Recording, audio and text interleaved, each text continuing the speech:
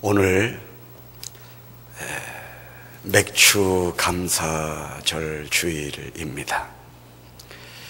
이 맥주 감사 주일이란 1월 달부터 6월까지 1년 중에 상반기를 결산하는, 그래서 하나님께 감사의 예배를 드리고 감사의 예물을 봉헌하여 드리는 그런 주일입니다. 또 추수감사 주일은 하반기에 드려지게 되는데, 그것은 이제 1년 동안 하나님의 은혜를 감사하고 추수하게 해주시는 그런 모든 일들을 이렇게 하나님께 감사하는 주일로 지킵니다. 그러면 여러분들은 그렇게 질문할 수가 있습니다. 뭐 이렇게 특별한 날을 정해가지고 감사절로 왜 지키게 하는가? 그렇습니다. 하나님은 우리의 연약함을 아셔요. 그래서 그렇게 날짜를 정해놓고 감사하게 하지 않으면 우리는 전혀 감사할 수 없고, 감사하지 못하고 감사하지 않는 그런 인생의 연약함이 우리에게 있습니다. 그래서 하나님께서 날짜를 정하고 1년에 몇 번 이날은 반드시 하나님 앞에 감사해라, 이렇게 정해주신 것입니다.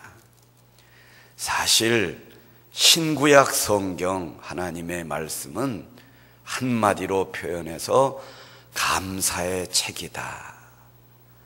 누가 그 말씀을 통해서 하나님을 만나는가? 감사하는 사람이 하나님을 만나는 책이 바로 성경책입니다. 누가복음 17장 1절로 이렇게 11절로 19절에 보면은 이런 말씀이 있습니다. 예수님께서 길을 지나가시는데 나병에 걸린 사람 10사람이 멀리 서서 예수님을 바라보고 있었습니다. 왜 멀리 섰냐 하면 나병 환자들은 전염성이 아주 높습니다.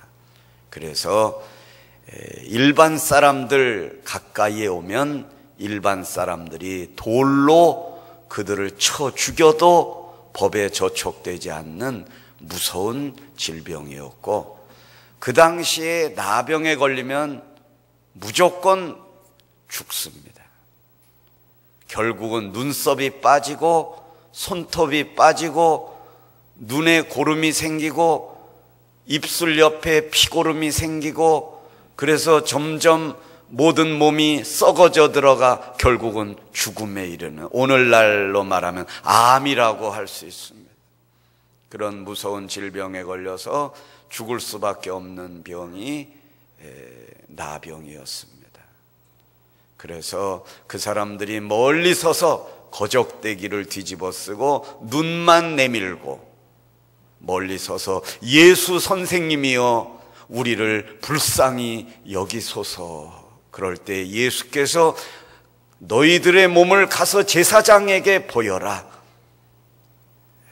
그래서 이 10명의 나 환자들이 예수님의 말씀을 믿고 돌아서서 제사장에게로 가서 자기의 몸을 보이게 됩니다. 그런데 가다가 나병이 그냥 깨끗하게 나음을 입게 된 것입니다. 그런데 그 중에 한 명이 사마리아인 이방인만이 가다가 자기의 몸이 난 것을 보고 큰 소리로 하나님께 영광을 돌리게 되었습니다. 그리고는 돌아서서 예수님께로 다시 와가지고 예수님께 감사의 인사를 드렸습니다. 그럴 때 예수님이 말씀하셨습니다. 10명을 내가 다 낫게 해주었는데 9명은 어디 있느냐? 이 이방인 외에는 하나님께 감사하는 자가 없도다. 그러면서 그 나병에 걸렸다가 나음을 입은 그 사람을 향하여 네 믿음이 너를 구원하였느니라. 축복의 말씀을 해주신 것입니다. 그러니까 여러분, 교회 와가지고 기도하다가 병 고침을 받아도 그것이 구원하고는 또 별개라는 것을 아시기를 바랍니다. 하나님이 왜 우리에게 질병을 주시는가?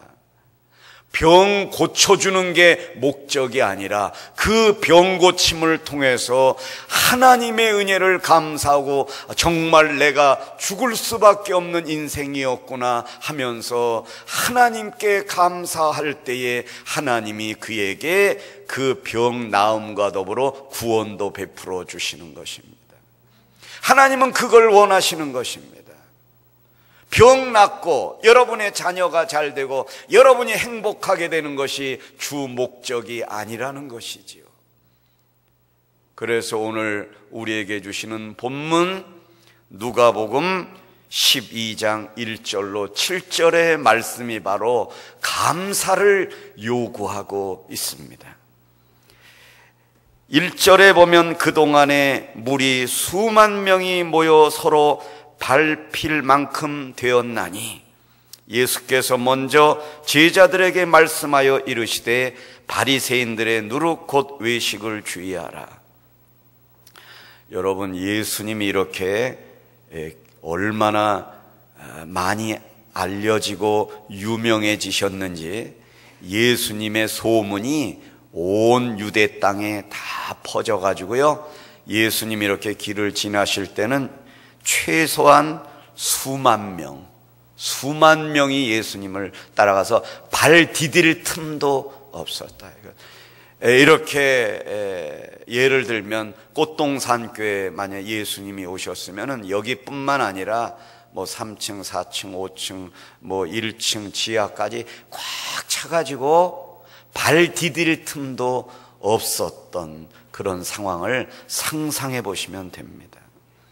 그럴 때 그 많이 모였으니 예수님의 제자들이, 오늘날로 말하면 담임 목사님이 이렇게 그냥 집회를 인도하시는데 너무 사람들이 많이 온 거예요. 그럴 때 제자들 정도라면 우리 이제 부교역자들, 부목사님들과 전도사님들 정도가 되겠죠. 그러니까 이 부교역자들이, 제자들이 예수님께 말씀하여 사람들이 너무 많이 왔습니다. 예수님, 막 이렇게 너무 마음이 즐거웠겠죠. 그럴 때 예수님이 그들의 제자들에게 먼저 이런 말씀을 하셨어요. 이게 중요한 게 아니다. 이렇게 많이 모인 게 중요한 게 아니다. 바리새인들의 누룩 곧 외식을 주의하라. 이 한 말씀 하신 거예요. 주의하라. 저 많은 사람들이 하나님 앞에 예배하러 나왔지만 저들 중에는 바리새인들도 많다. 아무리 저렇게 은혜 받기 위하여 나왔어도, 아무리 하나님 앞에 예물을 드리고 하나님을 찬양하는 저 많은 사람들 중에 가짜도 많다. 마가복음 8장 15절에 비슷한 말씀이 있습니다. 예수께서 경고하여 이르시되 삼가 바리새인들의 누룩과 헤롯의 누룩을 주의하라. 그럼 여러분, 여기서 누룩이 뭔가? 누룩은 효모입니다. 효모는 밀가루 반죽을 해가지고 여러분이 칼국수를 만드시고 수제비를 이렇게 만드십니다. 여기다 감자를 넣고 파를 송송 썰어 넣으면 배고픕니다. 정말 이 시간이 배고픈 시간에 저도 이걸 말할까 말까 그러다가 말했습니다. 먹고 싶습니다. 그렇죠? 그런데 이 밀가루 반죽에요, 효모를 집어넣습니다.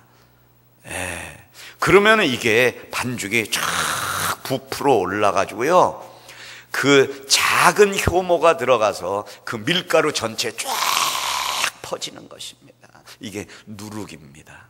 근데 이 누룩이 좋게 쓰여지면은 정말 많은 사람들에게 영향을 끼치는 인물이 되겠지만, 여기 바리새인의 누룩이라는 것은 독약이, 독소가 조그만 게 그 사람 속에 들어가면 이게 전체에 다 영향을 미쳐 다 썩어버리게 된다는 것입니다. 이런 걸 주의하라. 그런데 예수님이 바리새인들의 누룩은 뭐고 헤롯의 누룩은 뭐냐?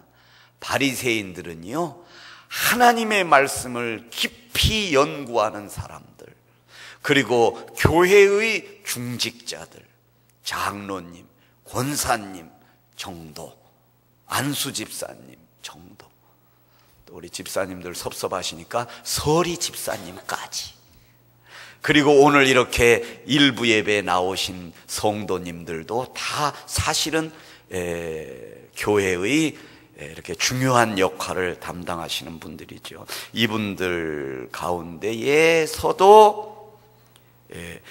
바로 바리새인들, 하나님의 말씀을 붙잡고 누구보다 신앙생활 잘한다고 하고 11조를 하고 금식을 하고 모든 집회에 안 빠지고 나오고, 그래서 많은 부서에서 또 봉사하는 사람들, 이 사람들 중에 바리새인들이 너무너무 많았다는 것입니다. 그럼 헤롯의 누룩은 뭐냐? 헤롯파가 있었는데 그 파에 소속된 사두개인들을 말하는 것입니다. 그 바리새인들은 뭐고 사두개인들은 뭐냐?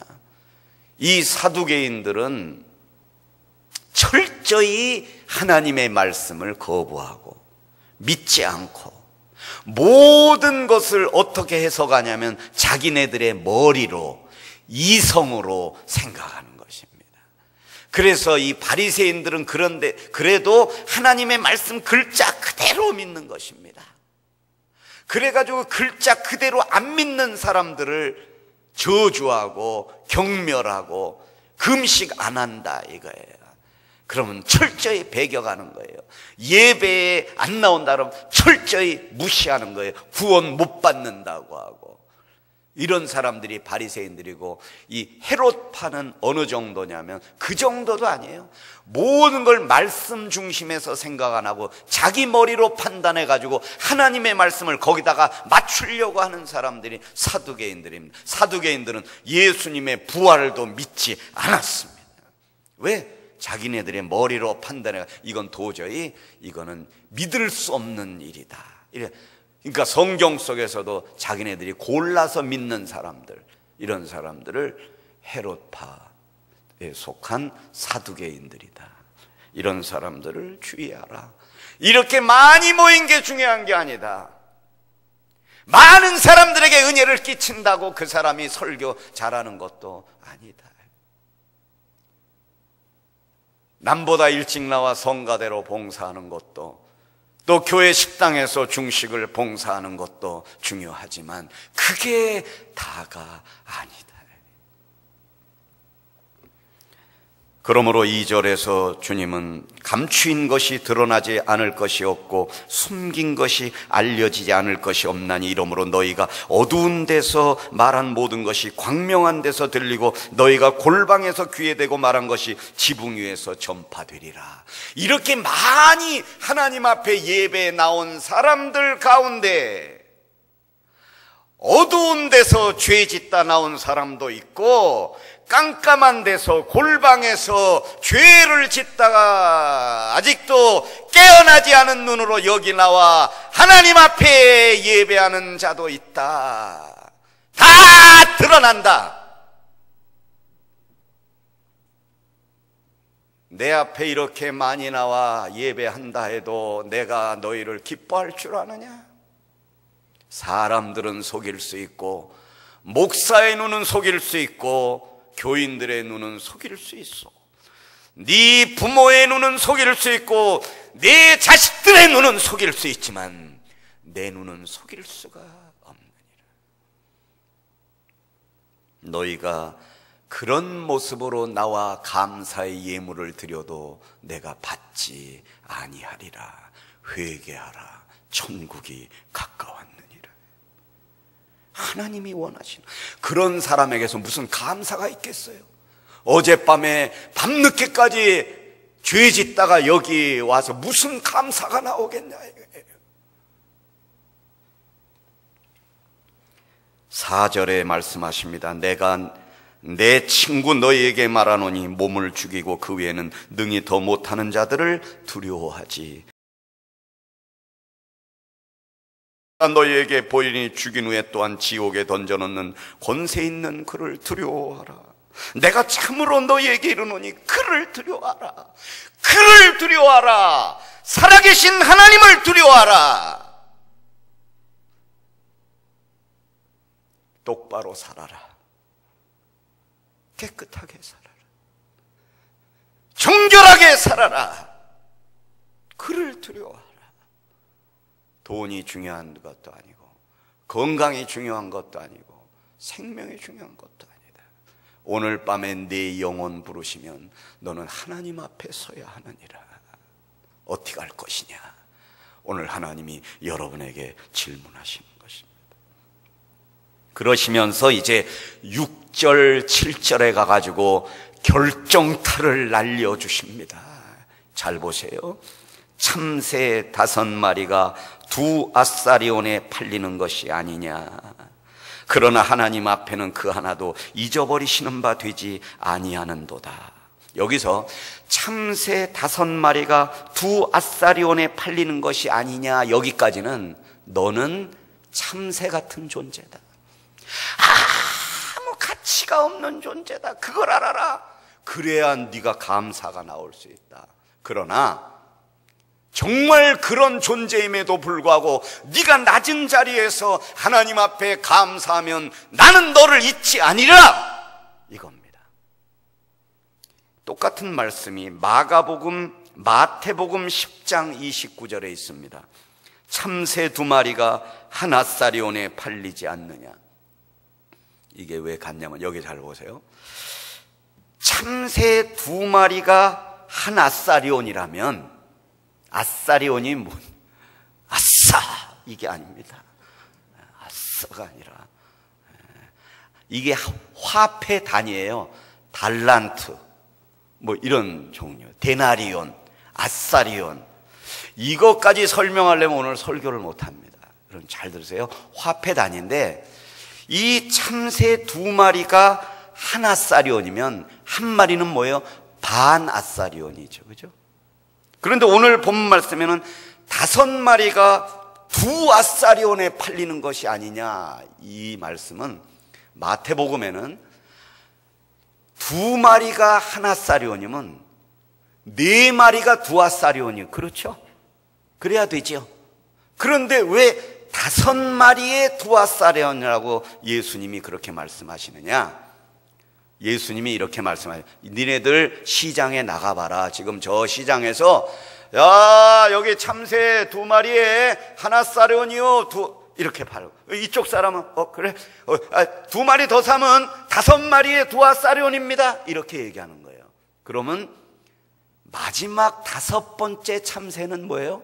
거저주는 겁니다. 그렇죠? 그래요 안 그래요?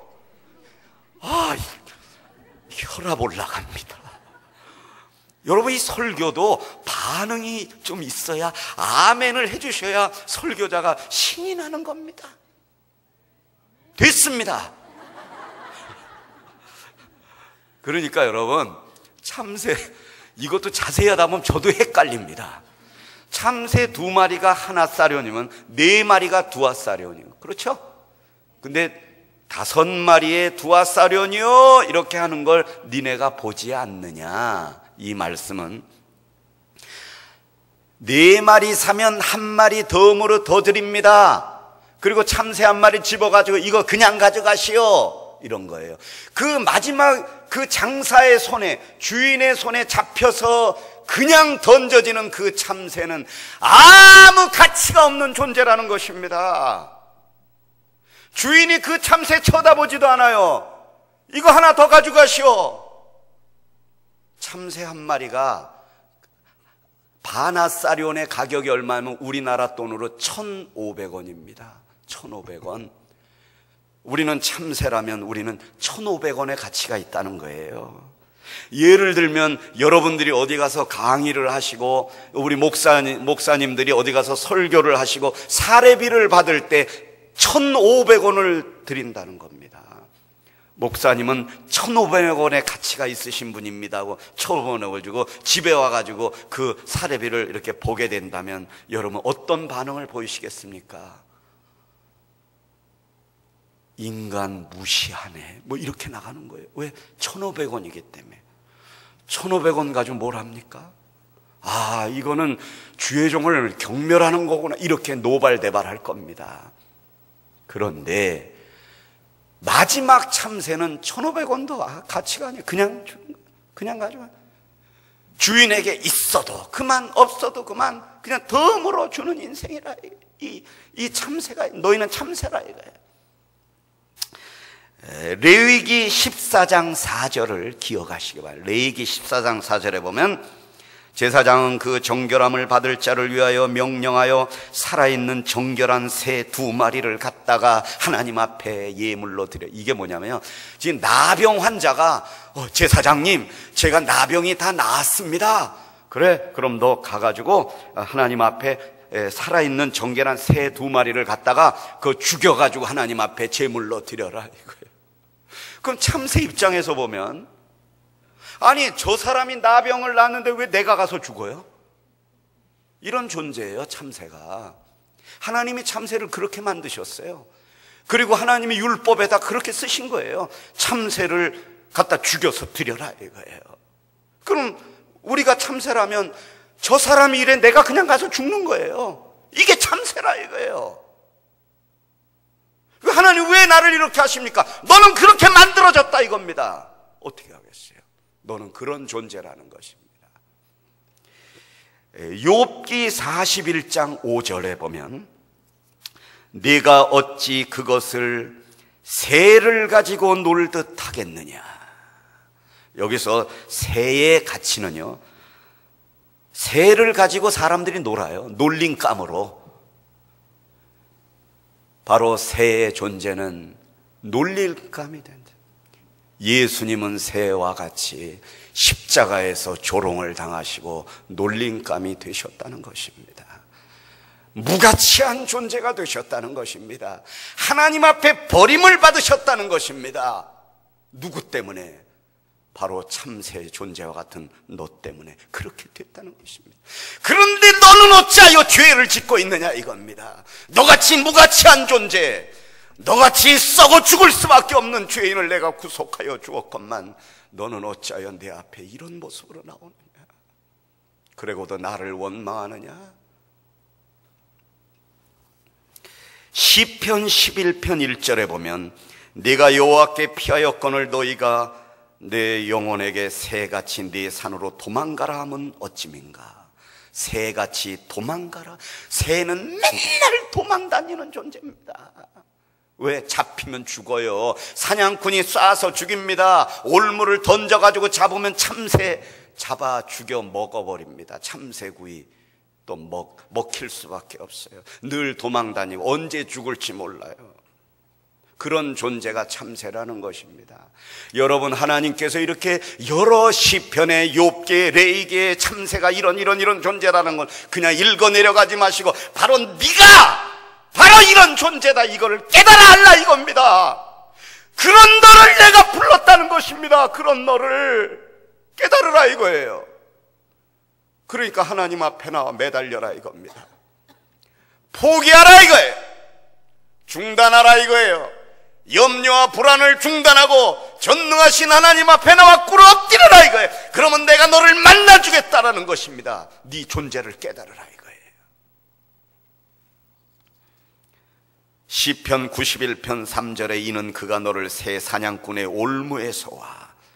새는 올무에 갇혀있는 인생이요, 잠언 6장 5절에 보면 새가 그물 치는 자의 손에서 벗어나는 것 같이 하나님이 보실 때는 새는 이렇게 늘 남에게 붙잡히고 조롱당하고 놀림당하고 갇히면 갇히고 때리면 맞고 치면은 쓰러지고 이용하면 이용당하고 이런 존재가 바로 새인데 네가 바로 새와 같은 존재가 아니냐.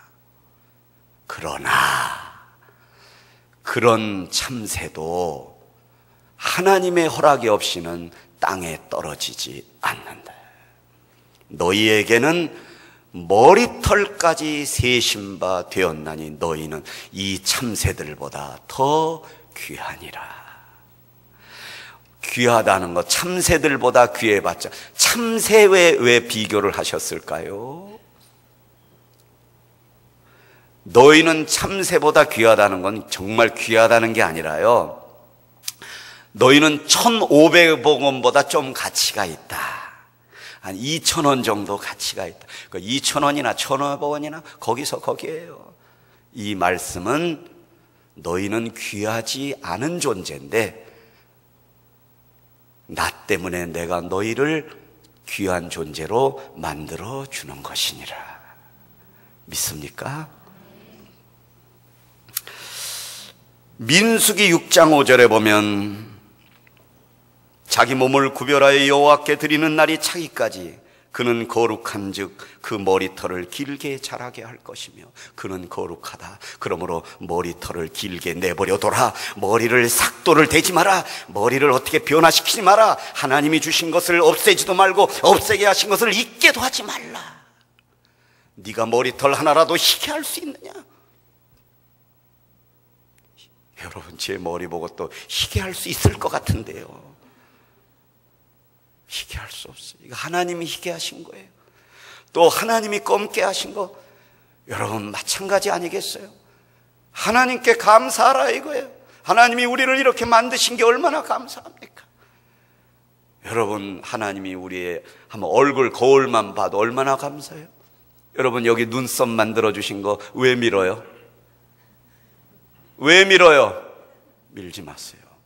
그거 밀고 왜 그려요 또? 참 희한해요. 여러분, 이 눈썹 밀라고 주신 거 아니에요. 여기 땀이 흘러내릴 때요, 눈썹 옆으로 와서 옆으로 흘러내리라고 방패막이로 해주신 거예요. 그걸 왜 밀어요? 밀지 마세요.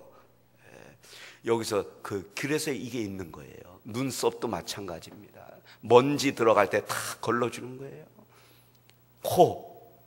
콧구멍이 아래로 있는 게 얼마나 감사합니까? 만약에 하나님이 우리를 위로 만드셨다면 비 올 때 어저께 같은 날 어떻게 하겠어요? 힘들어요. 그리고 여러분, 우리의 입을 앞으로 주신 것도 감사하시기 바랍니다. 옆으로 주시면 밥 먹을 때 어떻게 먹어요? 옆으로 먹어야 돼요. 이 얼마나 감사. 우리의 눈을 손끝에 주셨으면 컨닝하기는 좋겠죠. 이렇게. 그러면 얼마나 불편해. 맨날 이러고 다녀야 돼. 이러고 다녀야 돼. 그냥 우리는 그냥 눈만 봐도 되잖아요. 귀도 여기에 있으니 중요하지만 여기 있으면 어떡해? 전화 받을 때 이렇게 받습니까? 이제 그만합시다.